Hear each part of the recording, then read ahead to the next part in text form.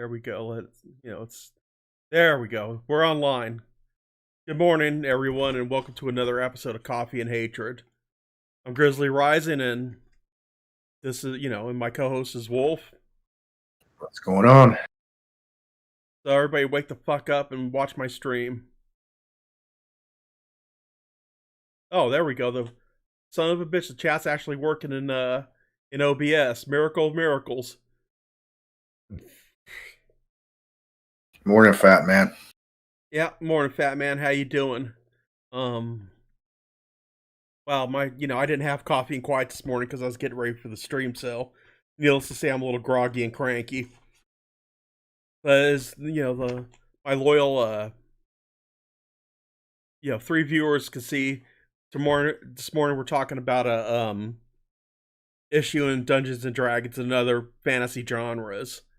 Because apparently it's bad enough that the social justice warriors, cucks, mangina, simps, lefty scum have brought brought race and to every aspect of society. Now they're taking it one step further and they're going into the realm of role-playing games and fantasy genres like Lord of the Rings. So without further ado, let's get started with the shit show of an article. Switch over to OBS here. And this article was written by Christian Hoffer, dated April 27th, 2020. And so let's get a look at this fucking dirtbag. Alright, there we go. That. Nope, not him. There's a picture of the author. Now, can anybody tell me right off the bat, what this guy strikes you as being? Bueller? A lot of soy. Oh yeah, he's just chock full of soy.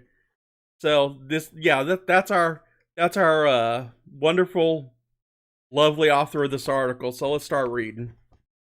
A 2016 passage from a Dungeons and Dragons rulebook has fans once again talking about a long-standing problem with how orcs are depicted in the tabletop game with other pieces of fantasy lore. Earlier today, the term orc started trending on Twitter in the United States, as D&D and fantasy fans debated the issues surrounding the classic fantasy creature. The conversation started when Quinn Welsh Wilson, and let's get a picture of this fucking loser. You see what he looks like. This is what Quinn Welsh Wilson looks like. Anybody got any ideas? Even more soy. Oh yeah, and his last name is Quinn Welsh Wilson, so he hyphenated his name to his wife. Really? Are you fucking serious? That's what it sounds like, Quinn Welsh Wilson. I mean, he took his wife's last name. That or his mom was a single mother that hyphenated her name. Oh, okay, but still, I mean, come on. And this guy's wife's probably getting pounded out by her boyfriend, and he gets to eat the droppings up when she's done with her boyfriend. So yeah, these are the two fucking geniuses that are behind this bullshit. All right, let's do that and that faggot off. There we go. All right, good. The slideshow worked. Excelente. So, continuing on with this article, the conversation started when Quinn Welsh Wilson, goddamn what a gaffe, criticized a passage found in Volo's Guide to Monsters that noted that orcs can only develop a limited capacity for empathy, love, and compassion. Wilson prefaced their post with a casual racism trigger warning, which set off a heated debate over how orcs and other fantasy races are depicted in modern fantasy tales. Goddamn pig fucking motorcycle rider. So yeah, he actually put a trigger warning in for racism. Are you fucking kidding me? Are you serious? I mean, are people that goddamn sensitive that they have to put a trigger warning in when discussing a fantasy genre like Dungeons and Dragons, Lord of the Rings, World of Warcraft, Warhammer, or whatever? I mean, are we that much of a pussified society?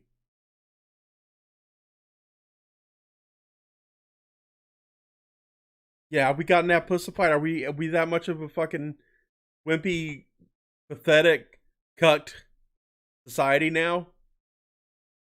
You got to be shitting me, Looking that way, man. huh? It sure is looking that way.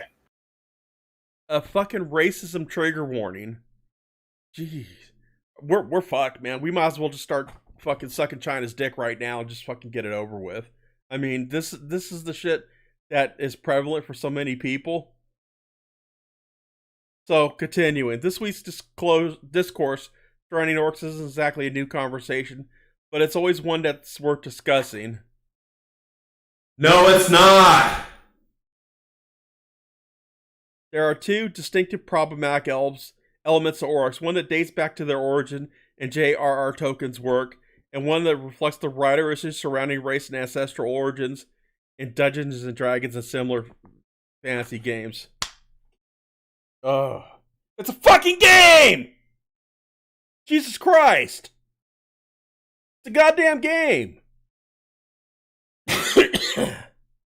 Yeah, but they're always searching for things like this, and you know, the orcs in Dungeons and Dragons are based off of the orcs in J.R. Tolkien's books from, you know, The Hobbit and Lord of the Rings. But it's a fucking game! And yeah, and they're, if anyone who knows the lore is here, you guys understand that orcs were actually originally elves that were twisted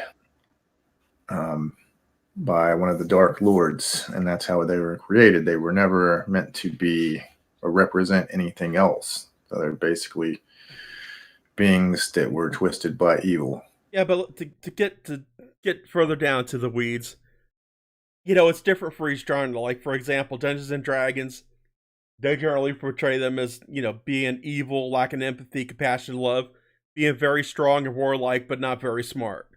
And World of Warcraft, for example, has another way of portraying orcs, and the World of Warcraft method's a little more nuanced and explanatory than Lord of the Rings or Dungeons and Dragons. Yeah, it's a bit more sympathetic, I believe, in that lore. Yeah, it's a little more nuanced. But, you know, but yeah, this is ancestral or okay. So here we go. While orcs have their roots in goblins and other fairy tale creatures, the modern concept of orcs in tabletop games, and you beat me to the punch on this. The concept of orc in tabletop games largely originates from Tolkien's Lord of the Rings. As depicted in Lord of the Rings, orcs are inherently evil humanoid creatures, and Tolkien described them as degraded and repulsive versions of Europeans.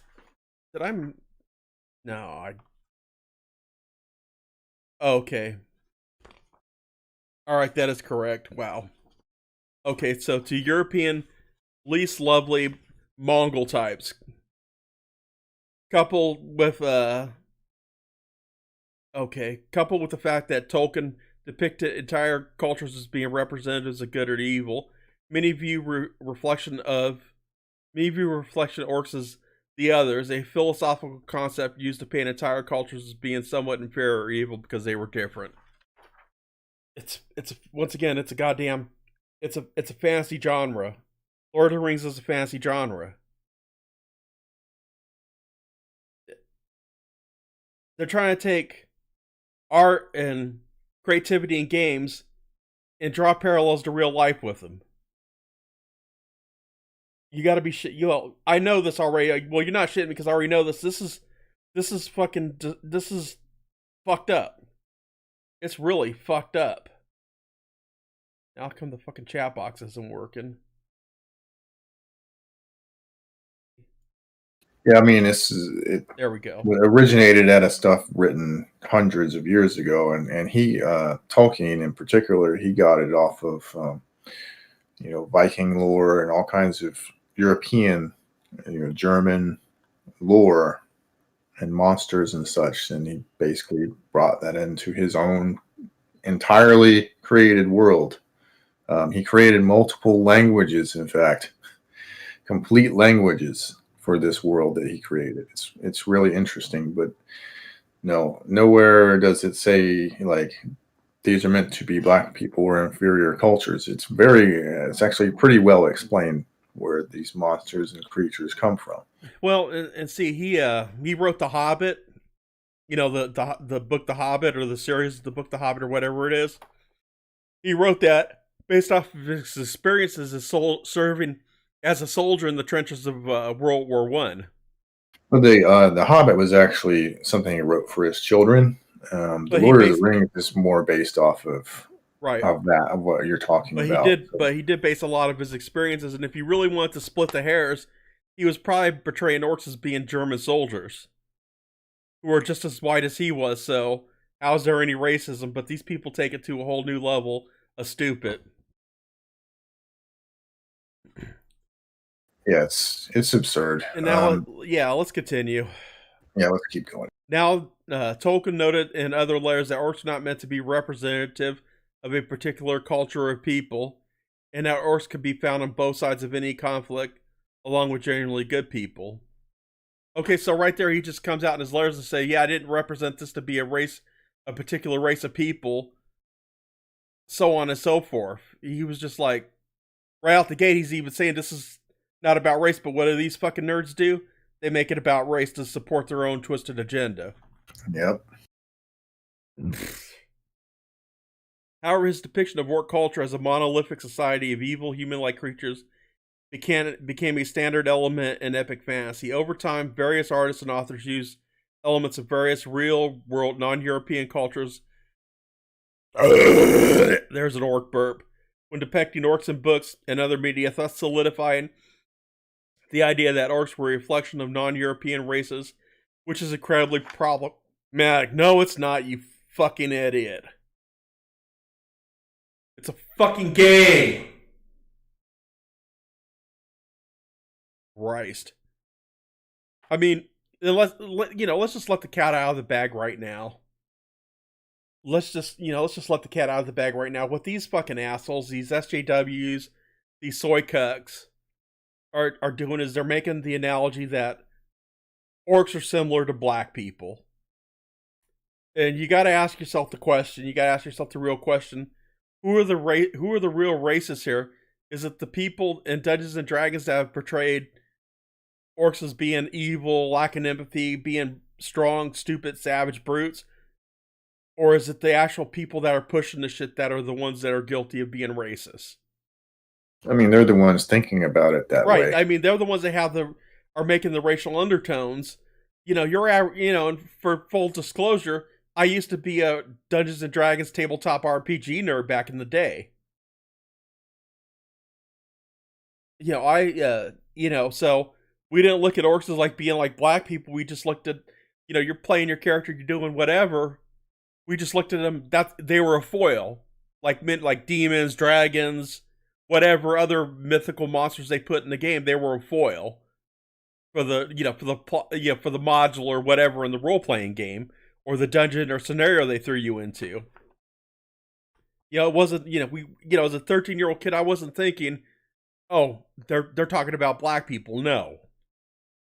Well, let me address Fat Man's comment here. Okay, I thought Tolkien wrote books to create a mythology because everyone stole England's mythology. Not exactly. He actually wrote the books because England didn't have any of their own mythology at the time, so Tolkien decided to create his own mythology. Yeah, he was fascinated with European mythology from all kinds of different European countries, and he particularly, again, Northern Europe, German, and others. Yeah, I just want to clarify that, just so we can keep everybody on the same page. Okay, his depiction of... okay, real world depicting... Alright, here we continuing. While the above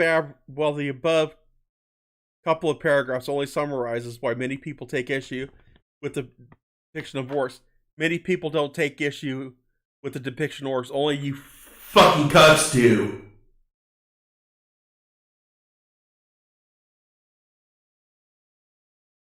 A depiction of orcs in general. It also touches on why many dislike how Dungeons and Dragons, once again, just you fucking morons, not many people. You know what many people do? They play the fucking game! And other fantasy tabletop games deal with race in general. Dungeons & Dragons and many other fantasy games tend to describe races as monolithic entities that all share the same physical characteristics and cultural beliefs. You know why they do that? Because it's a fucking game! That share the physical and cultural beliefs. Okay, this is reflected both in the racial attribute score bonuses that each race gets in D&D, as well as how they are described in passages like the one criticized by Welsh Wilson. Who's a giant fucking gaff. Let me put his lovely face back up on there so everybody can see.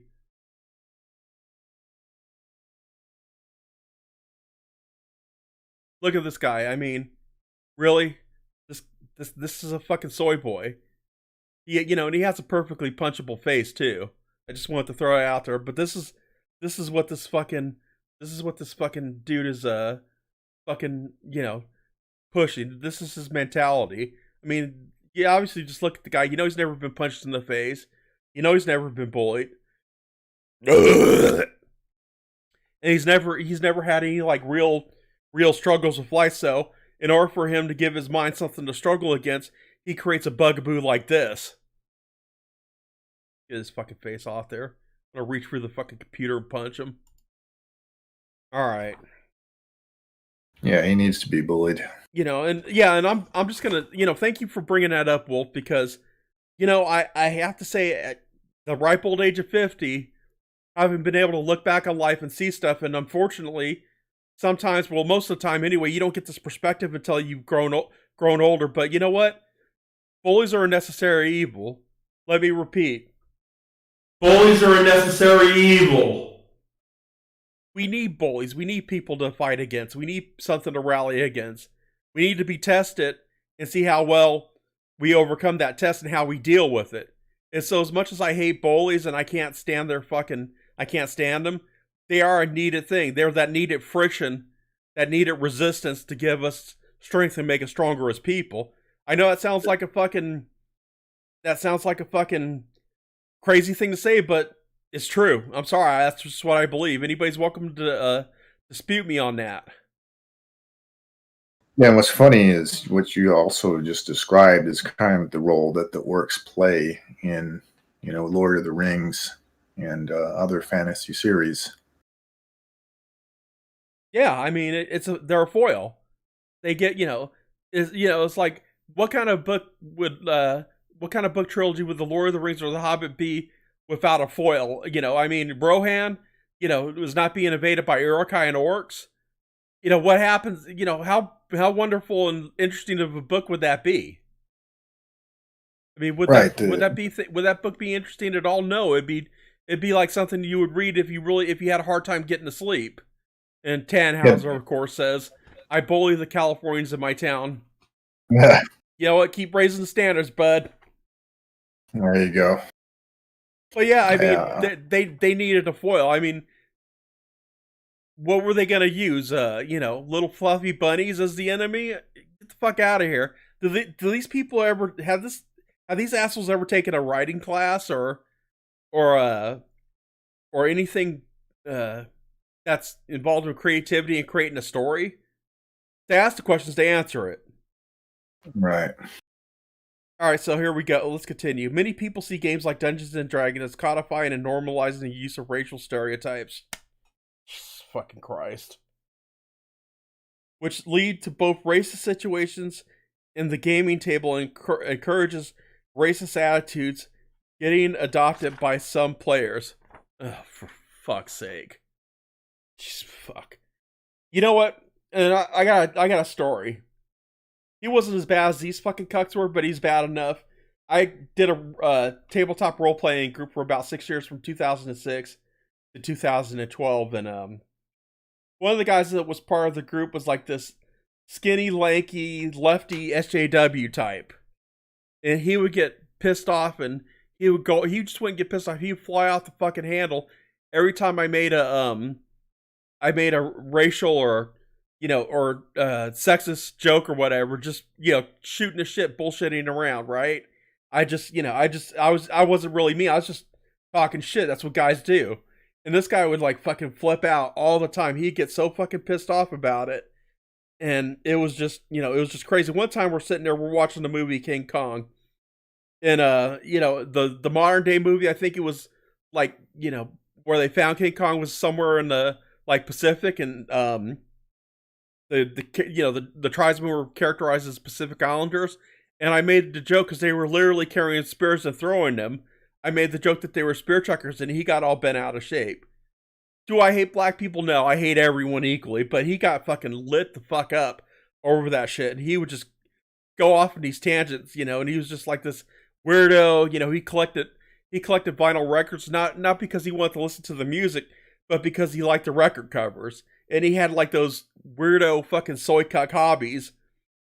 And turns out after we all stopped playing together, it turns out that he was he was bisexual, so he was only half a gaff. But this guy would just get flipped out at this shit. And for my part, hey, I deliberately egged him on because I did like getting him triggered because he was such a little fucking weasel. So let's continue with this. This article's almost over. Then there's a video I want to share that just emphasizes how women are depicted in the media versus men. So let's continue with this article, then we'll get to that. For instance, cool. A player using the Orc race found in Volo's Guide to Monsters means that they take a -1 penalty to their intelligence score, which means that the smartest level 1 Orc will always be less intelligent than the smartest level 1 human. When translated to real-world discussions about race and culture, see, we already talked about this, it could be easily argued that this pushes an incredibly racist and outdated viewpoint. No, it doesn't, you fucking idiots! And let me get into the meat of these role-playing games. I'm gonna take a let me go off to it. Let me divert to Tangentville for a second and answer Fat Man's question. What are soy boy hobbies? Cleaning their girlfriends out after their girlfriend's boyfriend has pounded him and dumped a load in them. Consuming soy products in copious amounts. Collecting vinyl records, not for the music but for the covers. Let me see. Going to Starbucks. Eating vegan, going to the latest vegan foodie spot. And going online and raging about nonsensical bullshit. So that's pretty much my like top whatever that I just shot off of the hip right at the moment. Do you want to add anything to that, Wolf? A lot of whining and crying of different varieties. Yeah, and online LARPing, thinking they're keyboard commandos.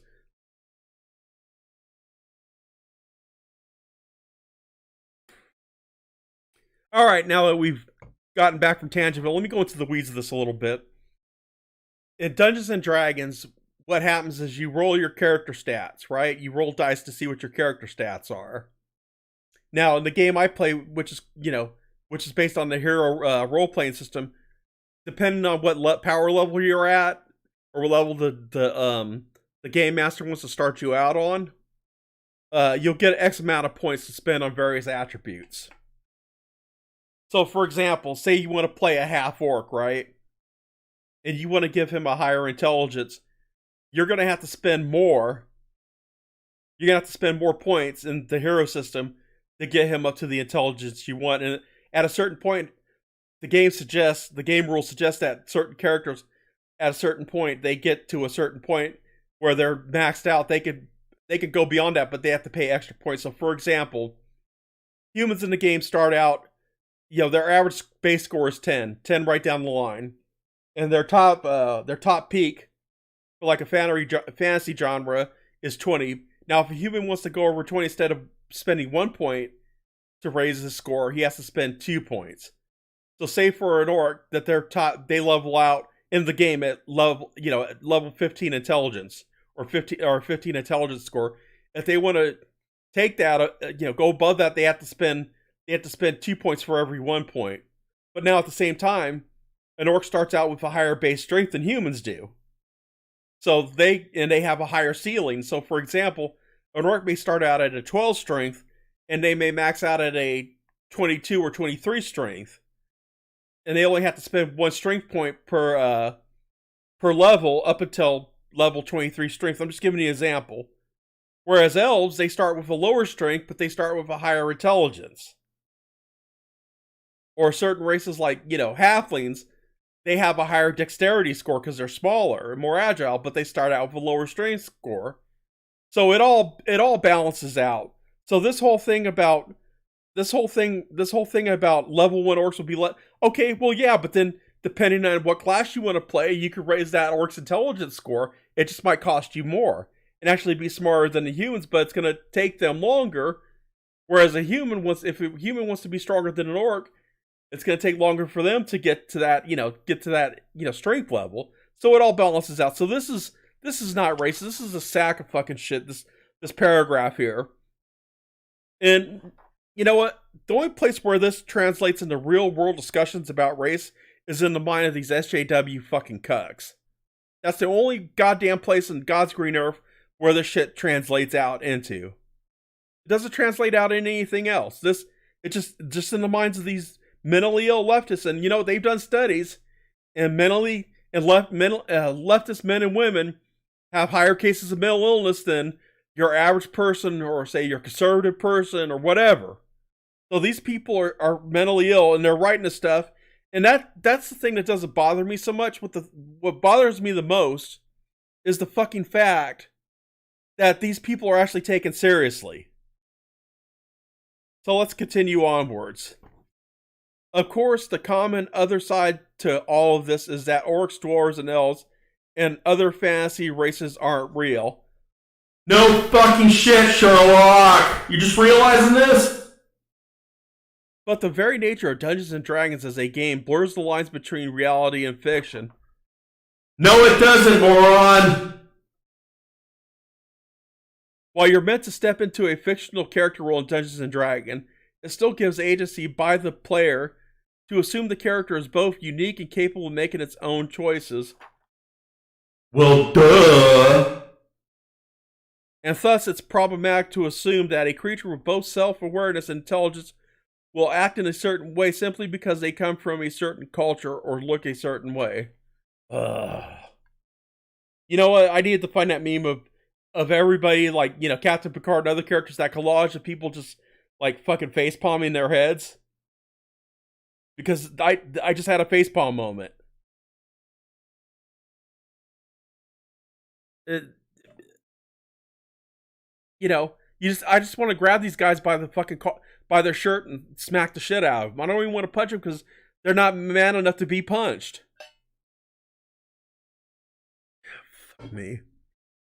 All right, let's end this. Let's get through this shit show. Let's get this over with. Huh?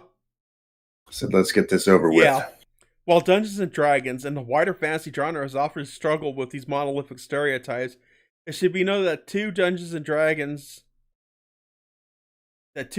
& Dragons' more recent source books have offered player alternative rules for orcs that don't require them to take the racial penalty intelligence and don't have a natural bloodlust or underlying rage. But while these options remain, this week's discussion shows there's still much more progress to need. Yeah, we need to send you motherfuckers to the goddamn salt mines. That's the progress we need to make. We need to send you fucking assholes to the goddamn salt mine.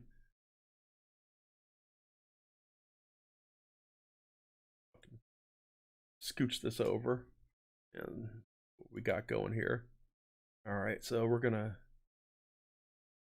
Alright, there we go. We're gonna get rid of that. Oh. Yeah, this is from old episodes. I'm not very good at housekeeping, am I? You're working on it. Yeah.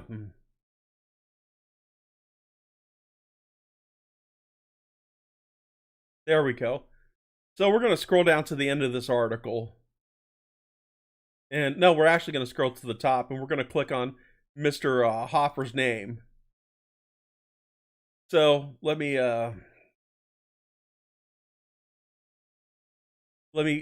blow this up so the gallery can see. And for those you can't see, because I can't see on my screen because I just got the preview shit up, let's go over his bio. Christian Hoffer is a comicbook.com resident Pokemon expert. He also covers wrestling, television, and comics. What the fuck is that? He's a goddamn Pokemon expert? Oh, man. He's got a fucking paying gig for being a fucking Pokemon expert. Yeah, he's very clearly a gamma male. He's a goddamn Pokemon expert.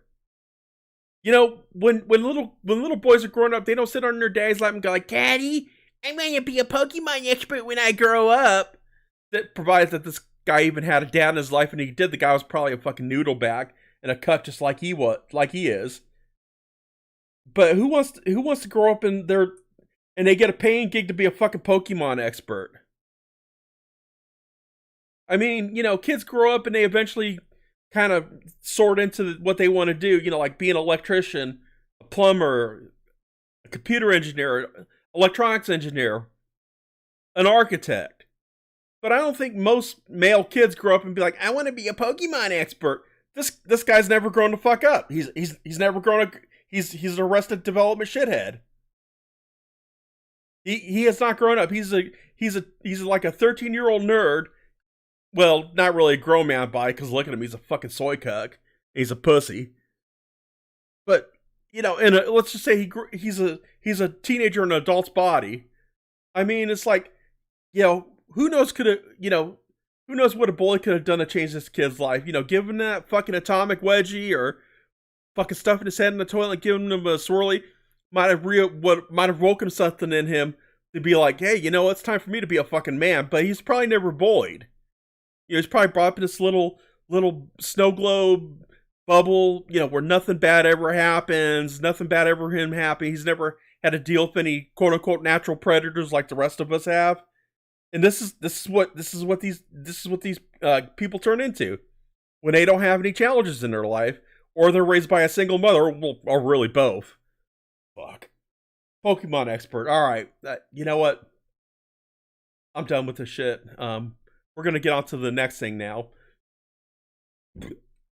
So for something a little more serious, I happened across a story a couple weeks ago, and I saw it's from my old environs in Los Angeles. And the title of the video is 3 children aged 3, 2, and 6 months stabbed to death in receipt of their mother in custody.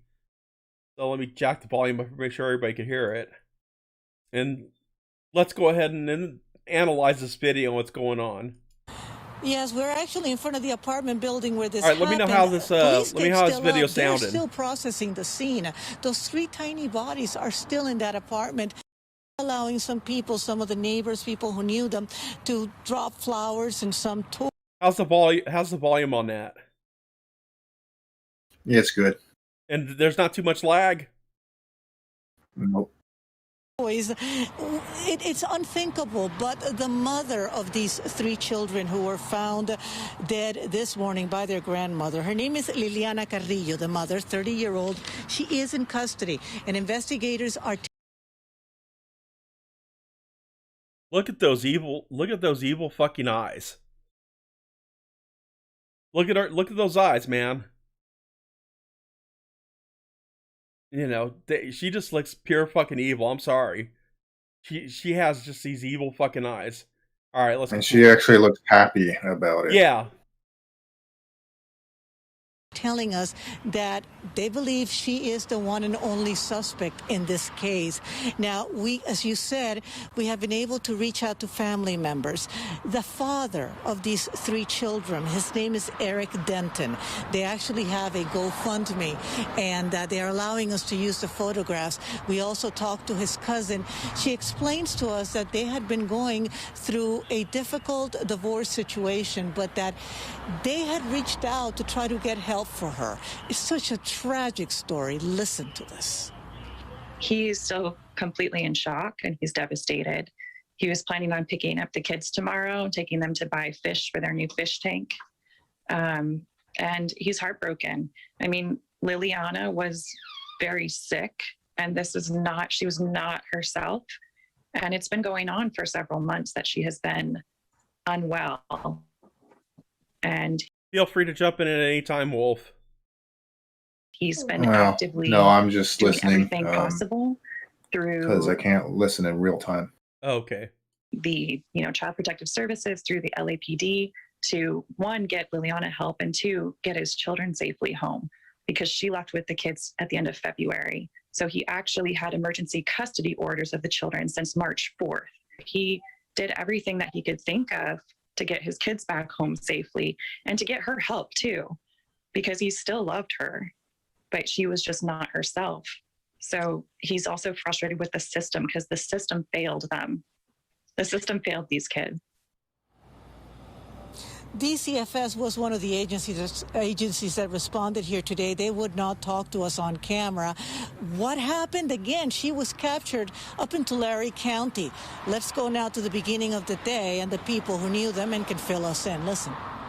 I never in my wildest dreams imagined that it was the little ones. Lupe Cuevas, referring to the little children that wanted to play with her small dog, Rosie, at the Royal Villa Apartments.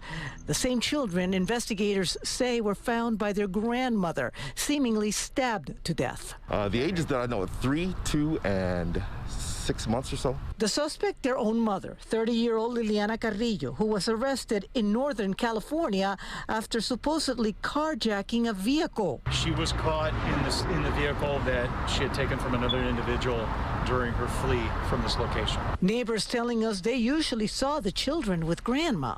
It's the little girl that is that I have in my mind as Because the she sweetest just little one, because she wanted to bang Rosie, and she was so sweet, and she listened to her grandma. You saw the kids with grandma. Did you ever see them with mom? No, because No one ever saw the father in the small first-floor apartment. TV would be on, and the cartoons. They'd be cartoons all the time. Did you get a sense that there was any trouble in the family? No. You'd like to think that the person couldn't have been aware of what they were doing. Forensic psychiatrist Dr. Carol Lieberman says Carrillo's alleged crime is particularly disturbing. Especially in this case, again, allegedly, because stabbing children, that is a very intimate crime, because stabbing them, you feel the knife going into them, these little children that you gave birth to, that you love. And again, investigators are still over 12 hours later in that apartment going through what happened here and why. I have a feeling we're going to be hearing a lot more about this. We're going to put all the information for the GoFundMe for Mr. Denton, and as more as we find out about this case, which is developing as I speak, and you'll find all that at foxla.com. I'll make sure to put that there tonight. I'm Christina Gonzalez. Tragic night out here in Reseda. Back to you guys in the studio. Christina, quite the interview with is it the cousin of Eric Denton? The cousin. What more did you learn from her in that interview that perhaps you were not able to share? How much you want to bet they're going to try to come Well, up with some I mean, excuse it seems for her that doing this? The children Oh, they're already doing that. they loved each other, but according to her and according to some of the people here in the apartment building, now it's beginning to make sense. She had been having issues for some time, and that's why grandma was involved with taking care of the kids. She had been hearing some voices. There had been some ongoing things. They had been accusing each other back and forth. It was a messy custody battle, but they had both gone repeatedly to authorities asking for help. And she had and he had.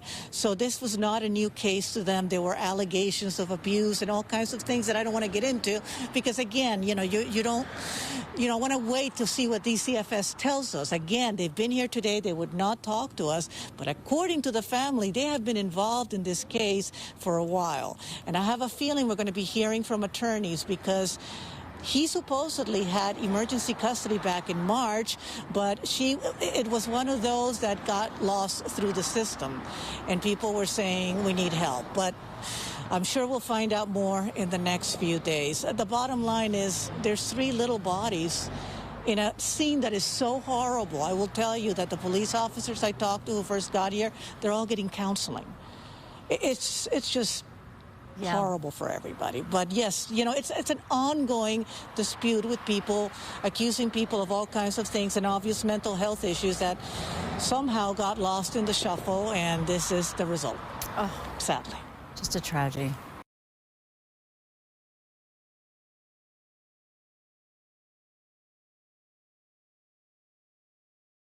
Well, yeah, you're right. I mean, they're making excuses for her. She's mentally ill. She's having problems, and all this other fucking happy horse shit. And and there was a custody dispute. The dad got emergency custody, but she wouldn't relinquish the kids. The authorities didn't do a goddamn thing. Yeah, they did fuck all. They did fuck all to get the kids out of there, and the kids died. So guess what? Hashtag gynocentrism. And so I know why she killed the kids, because she did not want the dad to have the kids. She didn't want the dad to have the kids. That's just plain and simple. She did not want the dad to have the kids, and if she couldn't have the kids, no one could have the kids. So she fucking brutally murdered them. And notice how they portrayed her out to be the sympathetic, and she's having mental illness problems, she's having mental health problems, all this fucking happy horseshit about, she's having a hard time, she's under a lot of fucking stress, blah blah blah. Now let's flip the script a little bit. Imagine if this is if the shoe were on the other foot and the dad brutally murdered the kids because he didn't want the mom to get custody of them. What do you think the news media would report? How they would report that? How would they report that? Yeah, they would. There would be no sympathy whatsoever for him. They would be responding about how he's a pig, bastard, abusive, evil, psychopathic, remorseless monster.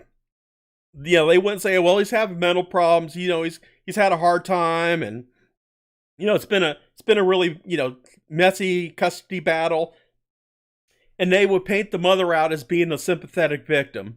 And here's another thing. I love how the fact that all these pretty much all women actually, because they do really go from the same fucking playbook. They goddamn, I lost my train of thought. They all run from the same playbook that women are the best stewards of children. And that women are the pure and they love children and they take care of them and they protect children. While the mean mad monster man abused them and do bad things to them. I mean, further proof that we live in a gynocentric society. And I'm just going to say this, and I've said it a million times and I'll say it a million more. Women in the United States and Western Europe have it the easiest out of anybody in the world. Let me repeat that. Women in the United States and Western Europe have it the easiest out of anyone in the fucking world. But when they do something, when they engage in bad behavior, and that's an understatement here, they're virtually given a pass. Now, I'll bet you dollars to donuts that this fucking bitch, that's what she is, she's a fucking cunt too, will get, maybe a couple years in prison, or they'll find her legally insane and send her to the fucking funny farm. But like I said, a guy like that, if the shoe was on the other foot and the husband did it, that motherfucker be getting the death penalty. This is sad and tragic, because if it had been the man that was holding on to the kids and not relinquishing custody, they would have fucking brought a goddamn SWAT team out to his house to get those children back. Yeah. I mean, this is pure sophistry. This is clown world, but not in a good way. This is, a fucking dad losing all three of his kids, and I'm not gonna. He has no responsibility in the murder of those kids, but at the same time, he shouldn't have been sticking his dick in crazy. Fellas, don't stick your dick in crazy. Crazy. Sex with a crazy broad may be great, but there's just too much of a aftermath, and the consequences don't equate to the pleasure you have in a few minutes of fucking a crazy bitch. So yeah, the grandmother was probably taking care of him. The woman was probably going off in fucking La La Land. And then after she murdered her kids, she went and carjacked a truck. So she was El Choco Loco. And she was crazy, batshit crazy. But of course, like I said, she's not going to really be held accountable for this shit. She's not going to have to suffer any real thing. She might get like 3 to 5 years of prison at the worst. At best, they'll probably declare her insane and put her in the funny farm for a little bit, then quote unquote rehabilitate her and send her back out into society. Yeah. But notice how the news media covers stories. How the news media covers stories involve versus a versus a man versus a woman. How notice the difference. How they're almost being preferential to the woman and giving her a break, making excuses for her. But at the same time, because they always do this, they always manage to like let the truth slip out, and they pretty much paint an obvious picture of where their loyalties are slanted. Yeah, so she's painted out as a victim. She has problems, but if a man did it, he'd be a monster, prick, scumbag, son of a bitch, bastard that deserves to be executed without a trial. So there you go. There you go. I mean, the system failed because because it was a man gaining custody. And I got news for you people, man. Society doesn't give a flying fuck about men. They don't care about us. They don't give a shit about men. They only care about, it's all about the whammons. Yeah, and of course, and you know what? And you know what? Yeah, DPS isn't going to get any, DFS isn't going to get into any trouble for this. The caseworkers are not going to be penalized or disciplined. They're just going to be like, well, one slip through the cracks, dirka-burka-durka-burka-doo. The Fat Man 56 says a stiff D has no brain, or F, I don't know the word. You know what? You're right, Fat Man. A stiff dick doesn't have no brain, but guess what? You know what? You have a brain. So use it and don't stick your dick in fucking crazy. Ugh. So is there anything you want to talk about, Wolf? No, I think I'm good, man. But that fucking story is tragic. 3 kids are dead because the system doesn't give a fuck about fathers. The system doesn't give a shit about men. And that's why those kids got lost in the fucking shuffle. So yeah, I think I'm gonna cut the stream off. I'm pretty disgusted. I'll leave a window.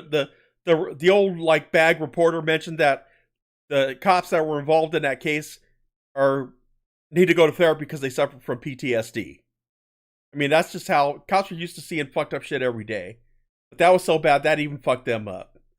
So with that note, I think we're going to leave it here. This has been another episode of Coffee and Hatred. Wolf, my co-host, and me, Grizzly Rising. I hope y'all have a great day, and I'll talk to you soon. Later. There you go.